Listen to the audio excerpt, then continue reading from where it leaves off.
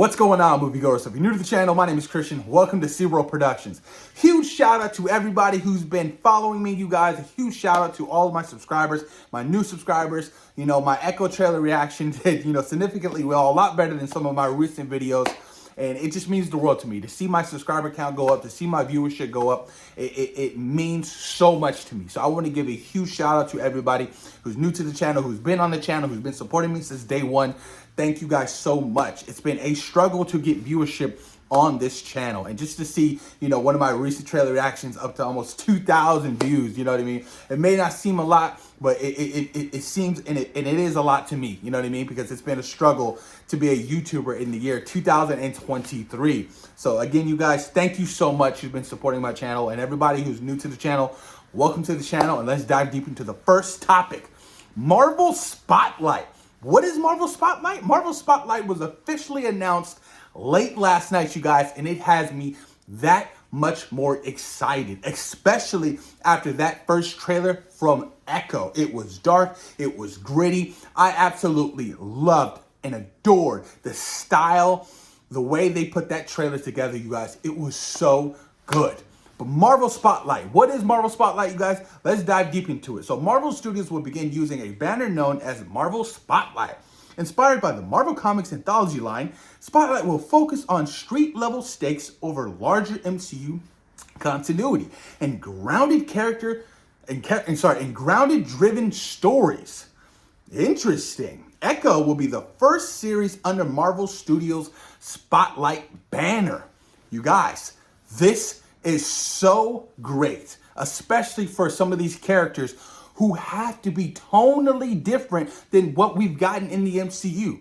You can't have the Punisher be all Thor Love and Thunder tone. You can't. You need these kind of darker, grittier characters that are just street level, who can really establish themselves within the next couple of phases of the MCU. You know what I mean? Like, for instance, Moon Knight.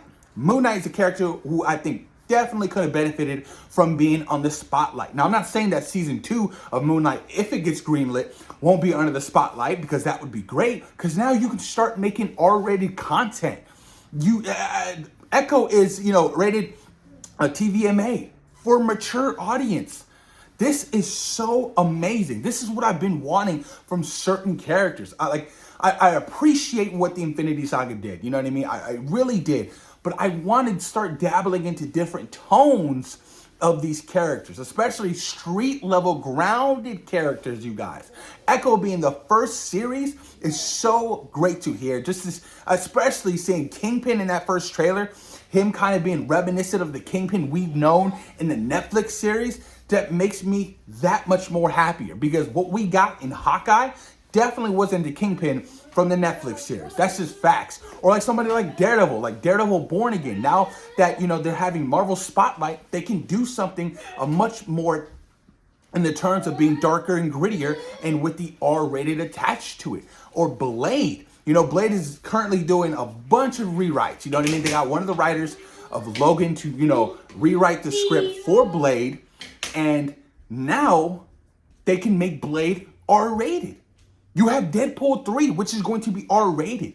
I don't see why we can't dabble into these much darker characters and give these characters R-rated. Now, I'm not saying R-rated is going to guarantee you to give your project, much better quality, because that's not necessarily true. When you look at Guillermo del Toro's first 2 Hellboy films, those are PG-13, and they were amazing. Then you look at the David Harbour film, which had the R rating attached to it, and we all know how that film turned out, And I'm going to admit, I enjoyed that Hellboy movie. It was a fun movie, and I love David Harbour, But like I said, having that R rated now gives them so much more opportunity to step outside the lines and do different things of content, like Hulu and Disney Plus. Disney is buying out Hulu for like $8 billion or something like that. So now they can do that darker stuff and be like, hey, it's releasing on Hulu as well. So it's that much more less complicated when you're trying to do Disney content, because Disney content is always got to be the PG stuff, and the family, the friendly family content, And I love the idea of establishing, Marvel Spotlight for like our anti-heroes like the Punisher or doing something like Ghost Rider.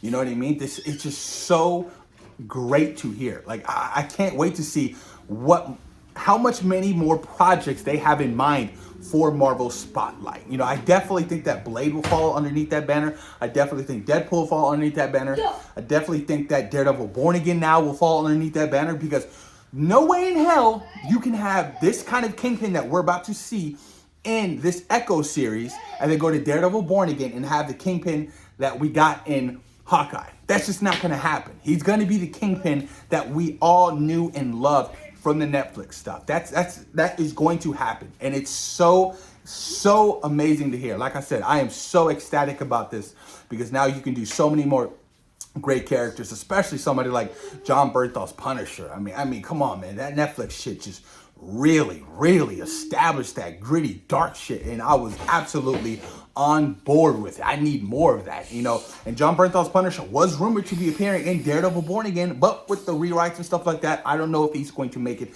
into the script. But I'm pretty sure he would, because why wouldn't you want to add the Punisher in your Daredevil series? I mean, come on now. It's a no-brainer at this point. But like I said, DC's been doing this shit. Joker's R-rated, you know. The Batman kind of was borderline, you know what I mean? It was very dark in tone.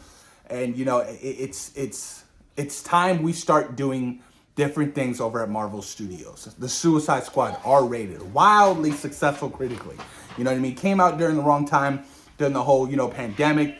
Didn't make much at the box office. But, you know, with Marvel now, you know, reestablishing themselves and taking a better look at what they can accomplish with certain characters, definitely has me that much more excited for the future of Marvel Spotlight. It is going to be fun, you guys. Fingers crossed Blade is R-rated, please. You need to. Vampires and ghouls and goblins, it has to be done. Give Mahershala Ali the best script you can give him with a budget of $100 million, you know what I mean? And we will be set and good to go. I mean, look at the writer of Logan. It was R-rated. I'm pretty sure that film was on the range of $100 million, just like they want to do for Blade. You know, and they can really establish some really great character moments and some great action-packed scenes for Blade.